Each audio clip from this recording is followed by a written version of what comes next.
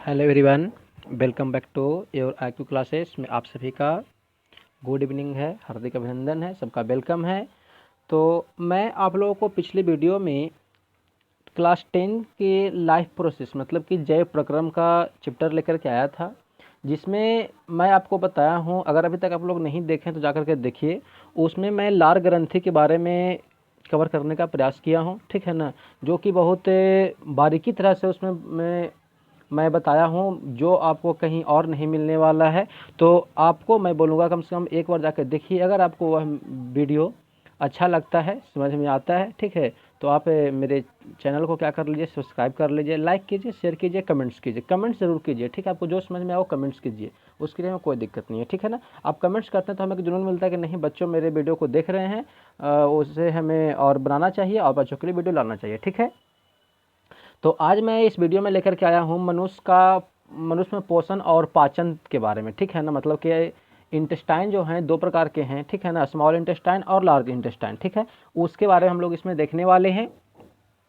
तो एक नोटिफिकेशन मैं यह देना चाहता हूँ आप लोगों को कि अगर अभी तक आप लोग मेरे फेसबुक के ग्रुप से नहीं जुड़े हैं तो जा करके ऐड हो जाइए, ठीक है ना। सेम जो लोगो यहाँ पे दिखाई पड़ रहा है, लोगो यही लोगो है, जा करके आप फेसबुक पे सर्च कीजिए। क्या सर्च करना तो मैं बता दे रहा हूँ, सर्च करना है IQ, आई लिखना है, उस बाद लिखना है क्यू, ठीक है ना। क्या लिखना है, यहाँ लिख दे रहा हूँ आई, और उसके बाद लिखना है क्यू, उसके बाद लिखना है क्लासेस, ठीक है। क्या लिखना है, क्लासेस, CLASSE और एस लिखना है, ठीक है। आप जब कितना जगह सर्च करेंगे तो आपको जो है इस लोगों का, मेरा फेसबुक का जो अकाउंट है, ग्रुप है, वो मिल जाएगा। आप लोग जाकर उसे सब्सक्राइब थे क्या बोलते हैं, लाइक कर लीजिए, ठीक है, ताकि जो भी नोटिफिकेशन आए, वीडियो जो भी आता है आपको वहाँ पर मिल जाएगा, अवेलेबल हो जाएगा, ठीक है। और आप मेरे चैनल को अगर अच्छा लगता है तो आप मेरे चैनल पर सब्सक्राइब कर लीजिए, दोस्तों को शेयर कीजिए, ठीक है। चलिए तो मैं अब शुरू करता हूँ। देख लीजिए, चैप्टर लाइफ प्रोसेस चल रहा है। क्या चल रहा है, चैप्टर चल रहा है हम लोगों का लाइफ प्रोसेस, ठीक है ना। चैप्टर हम लोगों को चल रहा है लाइफ प्रोसेस, और इसमें जो है, एक मिनट, चलिए सही था, मतलब इसको मैं नीचे कर लेता हूँ। चैप्टर चल रहा है हम लोगों का लाइफ प्रोसेस, ठीक है ना। अब इस चैप्टर में लाइफ प्रोसेस में क्या चल रहा है, तो हम लोग को चल रहा है क्लास 10th की बायोलॉजी। क्या चल रहा है, क्लास 10th का बायोलॉजी चल रहा है, ठीक है। ये हमारा कोचिंग का लोगो हो गया, यूट्यूब का लोगो हो गया। चलिए चलते शुरू करते हैं। मनुष्य में पोषण, अब है न्यूट्रिशन इन ह्यूमन, ठीक है ना। क्या हम लोग को पढ़ना है, हम लोग को पढ़ना है यहाँ पे न्यूट्रिशन इन ह्यूमन के बारे में, ठीक है। तो हम लोग यहाँ पे शुरू करते हैं न्यूट्रिशन ह्यूमन के बारे में। बोलता है कि मनुष्य में पोषण प्राणी समभोजी विधि के द्वारा होता है। किस विधि के, मनुष्य में पोषण जो है प्राणी सम विधि के द्वारा होता है, जिसके निम्न प्रक्रिया, मतलब कि जिसके क्या है, जिसके निम्न प्रक्रिया होते हैं, ठीक है। अब है मनुष्य में पोषण का, देखिए टेबल बनाया गया है, अंतर्ग्रहण, पाचन, अवशोषण, स्वांगीकरण और वही क्षेपण, ठीक है ना। मतलब कि भोजन को हम लोग मुंह में लेने से बाहर निकालने तक की क्रिया इसमें समझाने का मैं प्रयास करूंगा आपको। तो बस सावधानी पूर्वक देखते चलिए, जब भी वीडियो को देखिए तो स्किप नहीं कीजिए, स्किप कीजिएगा तो हो सकता है आपको समझ में नहीं है। चलिए सबसे पहले है अंतर्ग्रहण, इनगेशन, ठीक है। इनगेशन में क्या है कि भोजन को मुंह में लेना, ठीक है ना। एकदम शॉर्ट मेथड में बताने का प्रयास किया। सबसे पहले अंतर्ग्रहण, मतलब कि अंदर में ग्रहण कर लो, मतलब कि भोजन को मुंह में लेना, ठीक है ना। फिर है पाचन, डाइजेशन, मतलब भोजन का पाचन करना, ठीक है ना। उसके बाद है अवशोषण, एब्जॉर्बेशन, मतलब पचे भोजन का आवश्यक पोषक तत्वों में रूपांतरण और उनका अवशोषण, मतलब हम लोग जो भोजन ग्रहण करते हैं, ठीक है ना, वो जो भोजन पच जाता है उससे फिर हम लोग क्या करते हैं कि पोषक तत्व में रूपांतर कर देते हैं, ठीक है। अब मैं आगे चलता तो आगे है स्वांगीकरण, एसिमिलेशन, ठीक है ना।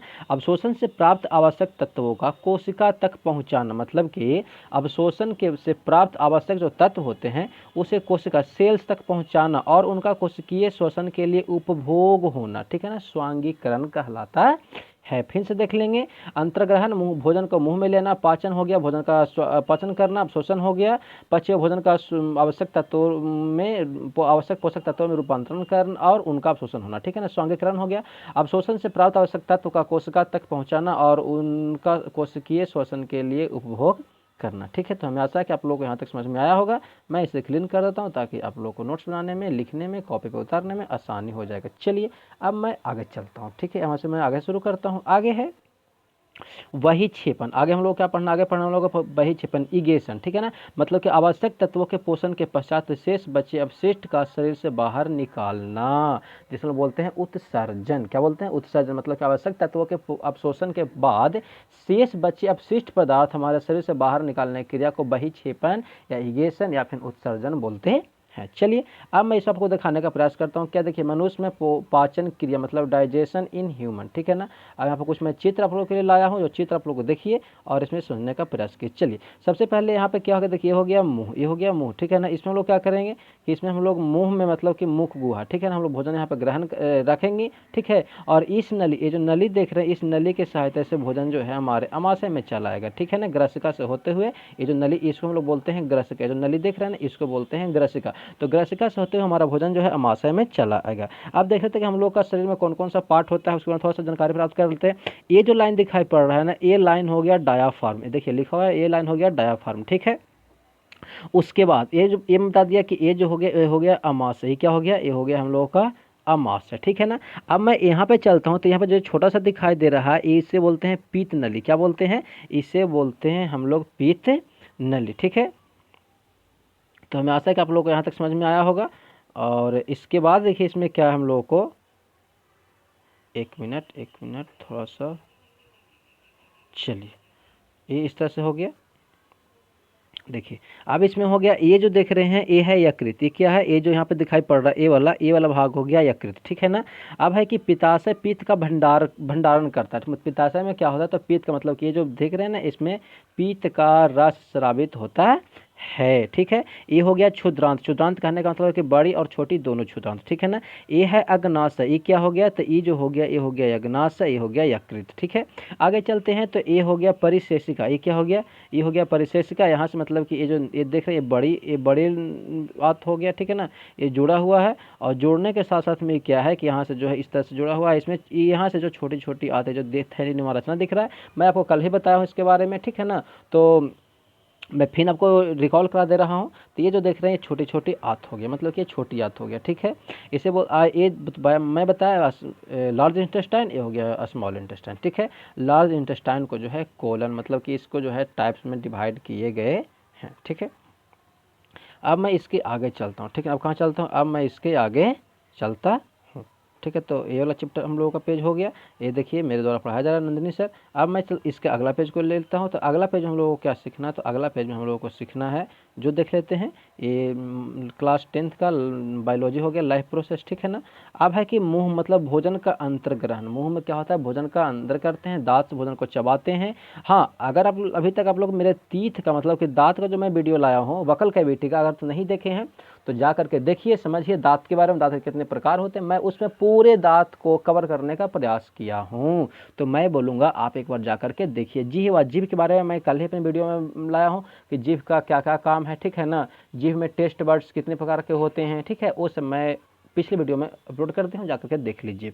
तो फिर से मैं बता दे रहा हूँ, भोजन को लार के साथ पूरी तरह मिलाना जीभ का काम होता है। चलिए आगे चलते हैं। अब है लार ग्रंथि, ये भी मैं वीडियो पिछले वीडियो में ला चुका हूँ, लेकिन यहाँ पर मैं फिर से कवर कर दे रहा हूँ।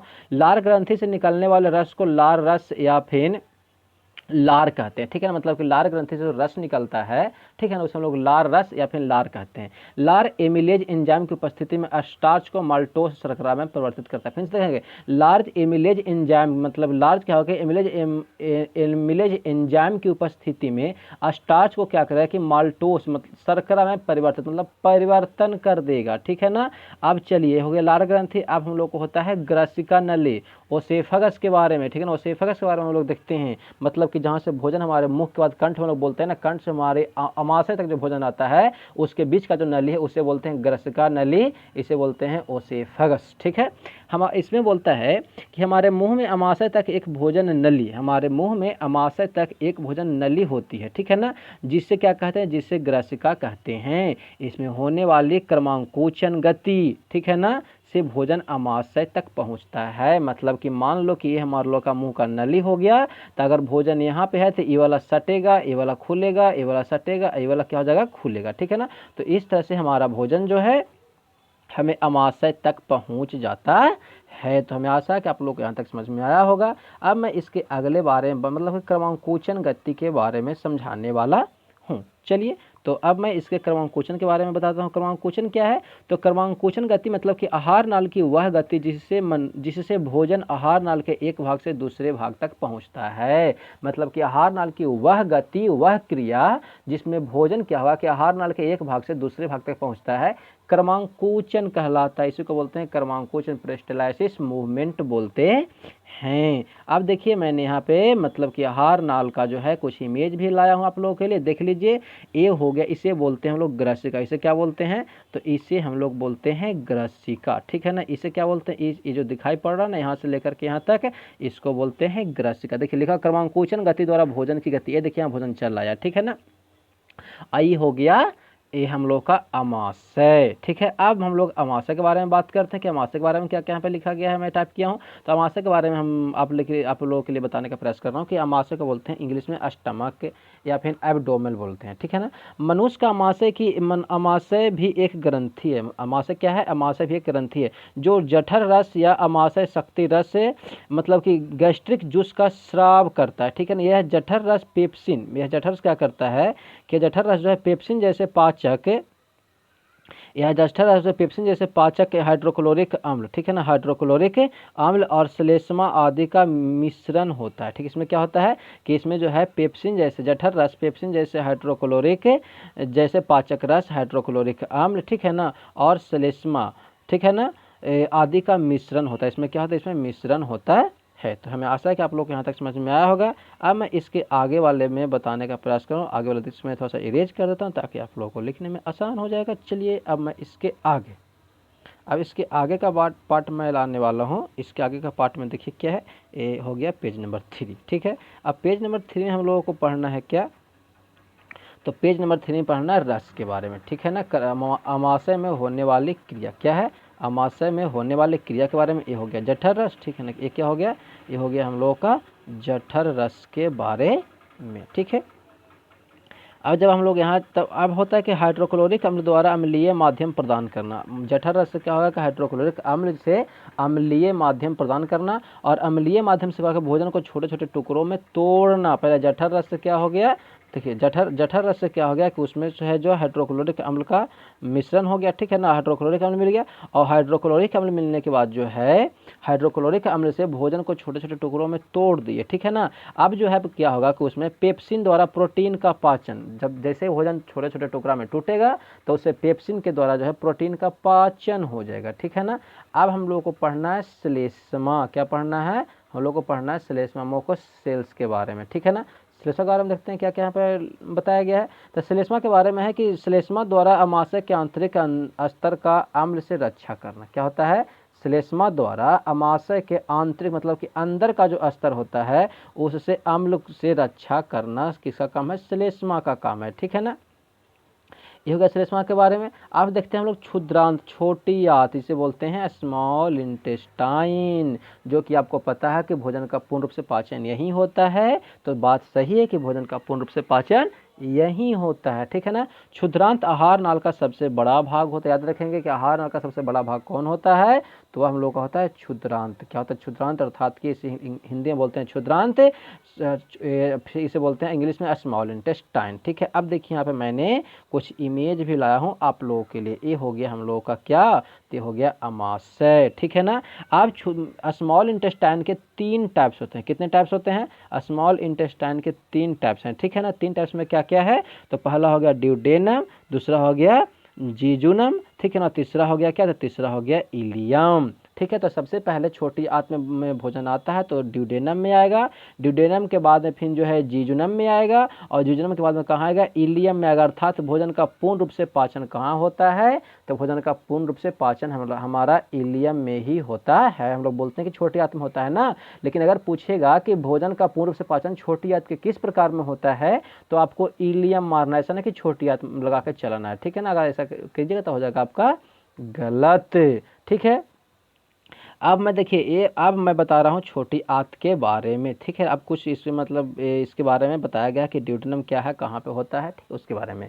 तो छोटी आंत 3 भागों से मिलकर बना है, ठीक है। अब उस बारे में देख लेते हैं क्या क्या बताया गया है। छोटे आंत मतलब कि ड्यूडीनम, ठीक है ना। यह छोटी आंत का वह भाग है जो अमाशय से जुड़ा रहता है, ठीक है। मतलब क्या? छोटी आंत का वह भाग है जो अमाशय से अर्थात पेट से जुड़ा रहता है और आगे जाकर यह जीजुनम से जुड़ जाता है। कहाँ जाता है? आगे जाकर जीजुनम से जुड़ जाता है और आहार नली के इसी भाग में यकृत, आहार नली के इसी भाग में क्या होता है? यकृत मतलब कि लीवर होता है। क्या होता है?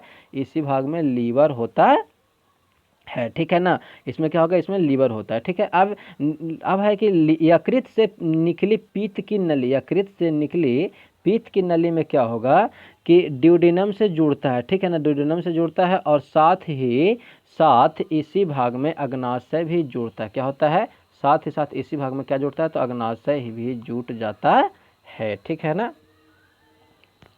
तो इसके बाद हो गया, जुड़ जाता है। अब देखते हैं इसमें आगे में क्या होता है। थोड़ा सा पेन नहीं चल रहा है, मैं थोड़ा इसको सही कर लेता हूँ एक बार, ठीक है। तो चलिए, ये हो गया। अब देखते हैं, अब है यकृत। अब क्या हम लोग का, अब है यकृत। यकृत के बारे में देखते हैं, मतलब कि लीवर, ठीक है ना। यकृत बोलता है कि यकृत हो गया, लीवर हो गया, ठीक है। यकृत शरीर की सबसे बड़ी ग्रंथि होती है। यकृत क्या होती है, तो शरीर की सबसे बड़ी ग्रंथि होती है, ठीक है ना। यकृत क्या होता है, शरीर की सबसे बड़ी ग्रंथि। आपसे पूछेगा कि शरीर की सबसे बड़ी ग्रंथि क्या होती है, तो शरीर की सबसे बड़ी ग्रंथि होती है यकृत। क्या होती है, शरीर की सबसे बड़ी ग्रंथि यकृत होती है, ठीक है। अब मैं इसकी यकृत के बारे में बात करने वाला हूँ कि यकृत में क्या क्या होने वाला है, ठीक है ना। तो अब देखेंगे हम लोग यकृत के बारे में। चलिए, उसके बाद मैं थोड़ा सा पेन को सही कर लेता हूँ और फिर मैं आपको बताता हूँ यकृत के बारे में, ठीक है। लिखा गया कि यकृत जो है शरीर की सबसे बड़ी ग्रंथि है। यकृत से पीत रस स्रावित होता है। क्या होता है, यकृत से हमारा जो है पीत रस का स्रावित होता है, ठीक है ना। और पीत रस का स्रावित होने के बाद इसमें क्या होगा, जब पीत रस का स्रावित होगा तो उसके बाद देखिए होता है कि पीत, जिसमें पीत लवण होता है। क्या होता है, इसमें पीत लवण होता है, ठीक है ना। अब है कि यह आहार नाल से इस भाग में भोजन के साथ मिलकर वसा का पाचन करता है। क्या करता है, आहार नाल से इस भाग में मिलने के बाद यह जो है वसा का पाचन करता है। क्या करता है, जो वसा का पाचन करता है, ठीक है। देखिए, यह जो है वसा का पाचन करता है, ठीक है ना। जब ये वसा का पाचन करता है तो उसके बाद क्या हो जाएगा कि ये हम लोग यकृत के बारे में हम लोग देख लिए। अब हम लोग देखेंगे किसके बारे में, तो अब हम लोग देखेंगे अगला पेज में। अगला पेज हम लोगों के लिए क्या है, तो अगला पेज में हम लोगों के लिए है जो हम लोग देखते हैं। चलिए, इसको मैं ऐसे कर लिया और इसको ऐसे कर लिया, ठीक है। अगला है पीत रस का कार्य, ठीक है ना। पीत रस के कार्य के बारे में बोलता है कि अमाशय से आने वाला भोजन अम्लीय होता है। क्या होता है, अमाशय से आने वाला जो भोजन होता है वह अम्लीय होता है, ठीक है ना। कैसा होता है, तो वह जो होता है वह अम्लीय होता है, ठीक है। अब जब ये अम्लीय होगा तो इसमें क्या होगा कि यह अग्नाशिक एंजाइमों की क्रिया के लिए यकृत से पीत रस उसे क्षारीय बनाता है। कैसा बनाता है, उसे जो है वह क्षारीय बना देता है, ठीक है ना। कैसे बना देगा, उसे जो है वह क्षारीय बना देगा, ठीक है। जब क्षारीय बना देगा तो क्या होता है कि वसा की, एक मिनट थोड़ा सा इसमें क्लीन कर लेता हूँ, ठीक है। इससे मतलब कि यकृत से स्रावित पित्त रस क्या उसे क्षारीय बना जाता है, ठीक है ना। जब क्षारीय बन जाएगा तो अब होता है कि वसा की बड़ी गोली को इमल्सीकरण के द्वारा पित्त रस छोटी वसा गोलिकाओं में परिवर्तित करता है। फिर से समझेंगे, पित्त रस क्या करता है कि अमाशय से आने वाला भोजन अम्लीय होता है, ठीक है ना। अग्नाशकीय एंजाइमों की क्रिया के लिए यकृत से स्रावित पित्त रस उसे क्षारीय बनाता है, ठीक है। अब होता है कि वसा की बड़ी गोलिकाओं को इमल्सीकरण के द्वारा पित्त का छोटी वसा गोलिकाओं में क्या होता है, परिवर्तित कर देता है, ठीक है ना। क्या होता है, परिवर्तित कर देता है। अब हम लोग देखेंगे अग्नाशय, पेनक्रियाज के बारे में देखेंगे, ठीक है। तो अग्नाशय भी एक ग्रंथि, अग्नाशय क्या है, ग्रंथि है जिसमें दो भाग होते हैं। इसमें कितने भाग होते हैं, तो इसमें जो होते हैं वो दो भाग होते हैं, ठीक है। अब देखते हैं आगे, अंतःस्रावी ग्रंथि मतलब कि इंडोक्राइन ग्लैंड पार्ट। अग्नाशय का अंतःस्रावी भाग इंसुलिन नामक हार्मोन स्रावित करता है। आपसे अगर पूछेगा कि इंसुलिन नामक हार्मोन कहाँ से स्रावित होता है, तो वह जो है कहाँ से होता है, तो वह जो है हमारा अंतःस्रावी ग्रंथि अर्थात कि अग्नाशय से स्रावित होता है, ठीक है। अब आगे देखते हैं बाह्य स्रावी ग्रंथि, ठीक है ना। बोलता है अग्नाशय का बाह्य स्रावी भाग एंजाइम स्रावित करता है जो एक नलिका के द्वारा छोटी आंत के इस भाग में भोजन के साथ मिलकर विभिन्न पोषक तत्वों का पाचन करता है। मतलब कि फिर से समझेंगे कि बाह्य स्रावी ग्रंथि का काम क्या है, तो अग्नाशय का बाह्य स्रावी भाग एंजाइम स्रावित करता है। कुछ क्या स्रावित करता है, तो यह जो है एंजाइम स्रावित करता है, एक नलिका के द्वारा छोटी आंत के इस भाग में भोजन के साथ मिलकर के विशेष पोषक तत्वों का पाचन करता है, ठीक है। अब आगे देखते हैं, इसमें बोलता है कि अग्नाशय से निकलने वाले एंजाइम अग्नाशय रस बनाते हैं। क्या बनाते हैं, अग्नाशय से निकलने वाला एंजाइम जो है वह अग्नाशय रस बनाते हैं। चलिए, तो अब मैं इसे क्या करता हूँ, इसे मैं क्लीन कर लेता हूँ, ठीक है। और क्लीन कर लेने के बाद फिर मैं आगे बताता हूँ कि ये एंजाइम्स कितने प्रकार के होते हैं, उसके बारे में फिर हम लोग अब देखेंगे। ठीक है, तो चलिए अब मैं एंजाइम्स के बारे में आप लोगों को बता देता हूँ। ठीक है, ताकि आपको कोई दिक्कत नहीं है। अब है एंजाइम्स बारे। अब बोलता है कि एंजाइम्स, ये एंजाइम्स निम्न है। एमिलेज एंजाइम यह स्टार्च का पाचन कर ग्लूकोज में परिवर्तित करता है। मतलब कि एमिलेज एंजाइम का काम क्या है, तो स्टार्च का पाचन कर लेगा। स्टार्च का क्या कर लेगा, पाचन कर लेगा और ग्लूकोज में परिवर्तित हो जाता है। अगला है ट्रिप्सिन एंजाइम। मतलब कि एंजाइम्स जो है यहाँ पे जो आप लोगों को है 3 प्रकार के बताया गया। ठीक है ना, एमिलेज एंजाइम। अब हम लोग देखेंगे ट्रिप्सिन एंजाइम के बारे में। क्या बोलता है कि यह प्रोटीन का पाचन कर पेप्टोन्स में बदल जाता है। ठीक है ना, यह प्रोटीन का पाचन कर पेप्टोन्स में बदल जाता है। और लाइपेज एंजाइम क्या है, तो यह बोलता है कि वसा का पाचन वसा अम्ल में करता है। लाइपेज का काम क्या है, तो वसा का पाचन वसा में हो जाता है। ठीक है ना, अब लोग देखेंगे एंजाइम के बारे में। अब एंजाइम मतलब जटिल पदार्थों के सरल पदार्थों में खंडित करने के लिए जीव कुछ जैव उत्प्रेरक का उपयोग करते हैं। ठीक है ना, जीव कुछ जैव उत्प्रेरक का उपयोग करते हैं, उसे क्या कहते हैं, तो उन्हें हम लोग जिन्हें एंजाइम कहते हैं। फिर देखेंगे कि जटिल पदार्थों के सरल पदार्थों में खंडित करने के लिए जीव कुछ उत्प्रेरक जैव उत्प्रेरक का उपयोग करते हैं। किसका उपयोग करते हैं, जैव उत्प्रेरक का उपयोग करते हैं। ठीक है ना, जिससे क्या कहते हैं, जिससे हम लोग एंजाइम कहते हैं। ठीक है, तो हम आशा कि आप लोग यहाँ तक समझ में आया होगा। मैं इसे क्लीन कर देता हूँ ताकि आप लोग को लिखने में, कॉपी पे उतारने में आसानी हो जाएगा। ठीक है, और इसके बाद में अब आगे बताता हूँ कि जो हमारा छोटी आंत था उसके में एक जीजुनम था। ठीक है ना, मतलब कि छोटी आंत को 3 भाग में बांटा गया था। तो मैंने ड्यूडेनम का देख लिया था। अब देखेंगे जीजुनम के बारे में। ठीक है ना, किसके बारे में देखेंगे, अब हम लोग देखेंगे जीजुनम के बारे में। जीजुनम मतलब ड्यूडेनम और इलियम के बीच का भाग जो जीजुनम का था, मतलब कि ड्यूडेनम और इलियम के बीच का जो भाग होता है उसे बोलते हैं जीजुनम। ठीक है, और यह अमाशय और ड्यूडीनम द्वारा पाचित भोजन के सूक्ष्म कणों का पाचन करता है। मतलब कि यह अमाशय और ड्यूडीनम द्वारा पाचित भोजन के सूक्ष्म कणों, मतलब पचा भोजन जो सूक्ष्म कण होते हैं उनका पाचन करता है। इलियम देख लेते हैं कि इलियम क्या है, तो यह छोटी आंत का सबसे लंबा भाग होता है और भोजन का अधिकांश भाग इसी में पाचित होता है। जो मतलब सबसे नीचे रहता है, इसका अंतिम सिरा बृहद्रांत से जुड़ता है, मतलब सबसे नीचे है, इसलिए बृहद्रांत अर्थात की बड़ी आंत कोलन जो है बड़ी आंत में पाया जाता है। ठीक है ना, मतलब कि लार्ज इंटेस्टाइन में से जुड़ा होता है। बृहद्रांत लार्ज इंटेस्टाइन को कोलन भी कहते हैं। याद रखेंगे कि अगर लार्ज इंटेस्टाइन को क्या कहते हैं, तो उसे कोलन के नाम से भी जाना जाता है। तो हमें अब आशा है कि आप लोग को यह जो है अब कोई डाउट नहीं होगा कि हाँ छोटे आंत के कितने प्रकार होते हैं। ठीक है ना, मैं इसमें सब बताने का प्रयास किया हूँ। अब एक है दीर्घ रोम, विल्ली के बारे में हम लोग जानते हैं। ठीक है ना, तो बोलता है कि मनुष्य के छोटी आंत मतलब कि क्षुद्रांत के अतिरिक्त स्तर पर अनेक अंगुली जैसे प्रवर्धन पाए जाते हैं। ठीक है ना, मतलब मनुष्य के छोटी आंत क्षुद्रांत के अतिरिक्त स्तर पर अनेक अंगुली जैसे प्रवर्धन पाए जाते हैं। ठीक है, जिन्हें दीर्घ रोम कहते हैं, अर्थात इन्हें विल्ली कहते हैं। ठीक है ना, विल्ली, VILL, देखिए यहाँ पे लिखा हुआ है विल्ली। दीर्घ रोम का कार्य क्या है, तो दीर्घ रोम का कार्य है कि यह अवशोषण के लिए सतही क्षेत्रफल बढ़ा देते हैं। क्या करते हैं, यह अवशोषण के लिए सतही क्षेत्रफल को क्या करते हैं, बढ़ा देते हैं। ठीक है ना, क्या करते हैं, अवशोषण के लिए सतही क्षेत्रफल को यह बढ़ा देते हैं। ठीक है, अब जब क्षेत्रफल जब बढ़ जाएगा तब क्या होगा कि जल तथा भोजन को अवशोषित कर कोशिकाओं तक पहुंचाते हैं। क्या करते हैं कि जल तथा भोजन को अवशोषित कर कोशिकाओं तक पहुंचाने का काम करते हैं। ये सब किसके में होता है, तो ये सब होता है दीर्घ रोम, अर्थात कि बिल्ली के कारण ही ये सब हो पाता है। ठीक है ना, तो अब मैं इसके अगले पेज पे चलता हूँ और अगले पेज में हम लोग को क्या सीखना है उसके बारे में हम लोग वहाँ पर देखेंगे। ठीक है, तो चलिए उसमें हम लोग देख लेते हैं और उसमें मैं क्या कवर करने वाला हूँ जो आप लोगों के सामने आने वाला है। ठीक है ना, और मैं अब उसके बारे में बात करने वाला हूँ। ठीक है, तो ये हो गया हम लोगों को 5th पेज। ठीक है ना, अब 5th पेज हम लोग क्या देखने वाले हैं जो देख लेते हैं। अब है कि बड़ी आंत, मतलब कि इसमें मैं बड़ी आंत के डिफाइन किया हूँ, मतलब कि आपको आसानी करने के लिए सभी चीज़ों को बताया गया इसमें। बड़ी आंत मतलब कि लार्ज इंटेस्टाइन। बोलता है क्षुद्रांत आगे बड़ी आंत से जुड़ा होता है। क्षुद्रांत जो है आगे बड़ी आंत से जुड़ा होता है। यहाँ कुछ विशेष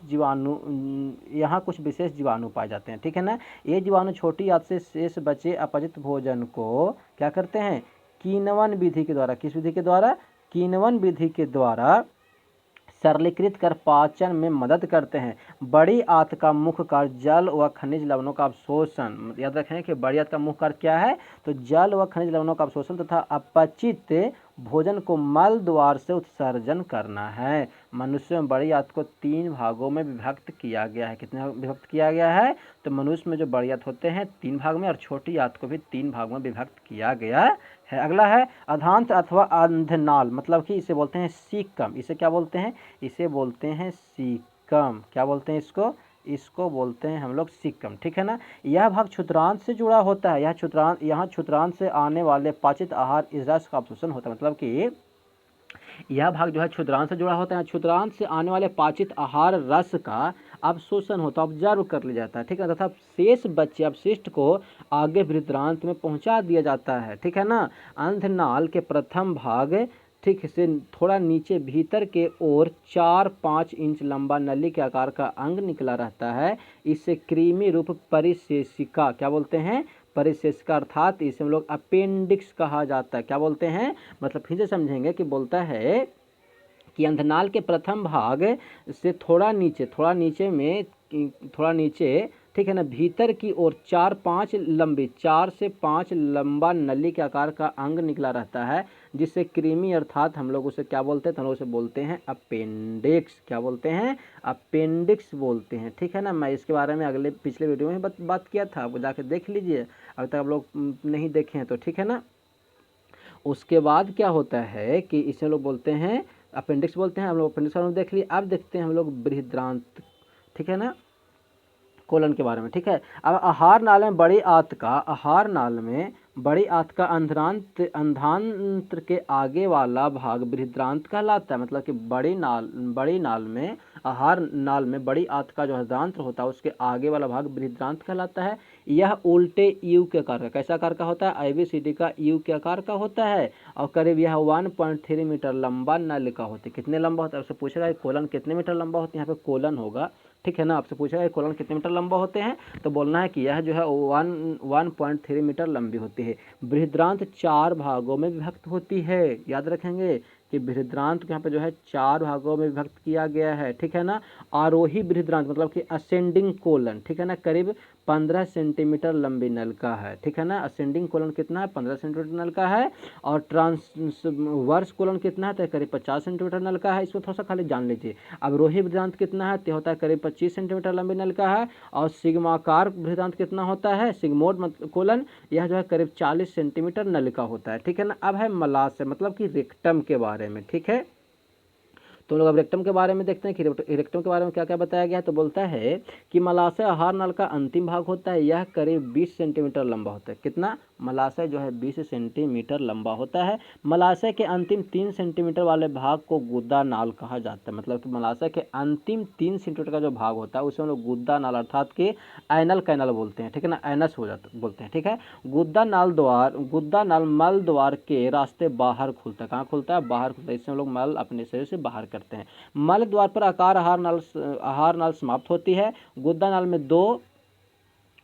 में दो संवर्णी वही और अंतः संवर्णी पाए जाते हैं। पाचित आहार रस के अवशोषण के पश्चात शेष अपशिष्ट पदार्थों के बाहर निकलने की प्रक्रिया को संवर्णी पेशियां नियंत्रित करती है, ठीक है। तो अब मैं इसे इरेज कर देता हूँ ताकि आप लोगों को लिखने में होमवर्क नोट्स बनाने में आसानी हो जाएगा, ठीक है।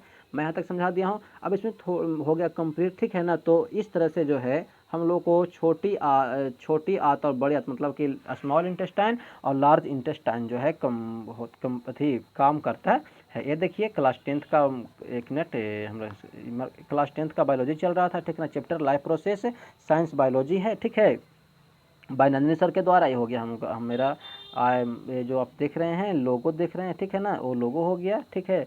तो अगर आपको ये वीडियो अच्छा लगता है तो कृपया लाइक कीजिए, शेयर कीजिए, कमेंट कीजिए, कमेंट करना मत भूलिए, ठीक है ना। और दोस्तों के साथ में शेयर कीजिए, सब्सक्राइब कीजिए। और हाँ, एक बार फिर मैं बोल दे रहा हूँ कि अगर आपको ये वीडियो अच्छा लगता है तो आप मेरे फेसबुक अकाउंट से जुड़ जाइए। वहाँ पे आने वाला प्रत्येक नोटिफिकेशन आपको वहाँ पे मिल जाएगा, ठीक है। हाँ, इसमें और मैं कुछ बात कर रहा हूँ। इसमें आपको 10th क्लास का संस्कृत का कुछ वीडियो लाया गया है, ग्रामर का वीडियो लाया गया है, ठीक है ना। आप लोग जाकर उससे देखिए, सीखिए, समझने का प्रयास कीजिए BSCB के लिए, ठीक है। और यह जो वीडियो CBSE और BSCB दोनों के लिए लाया गया है।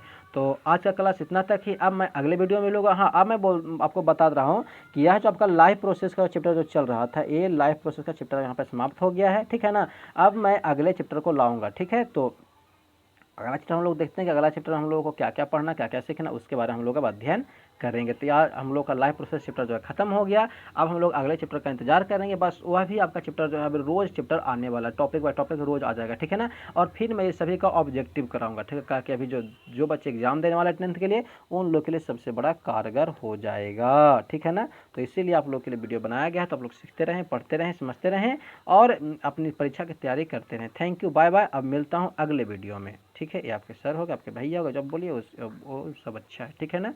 चलिए, थैंक यू। अब मैं नेक्स्ट वीडियो में आप लोगों से मिलूँगा।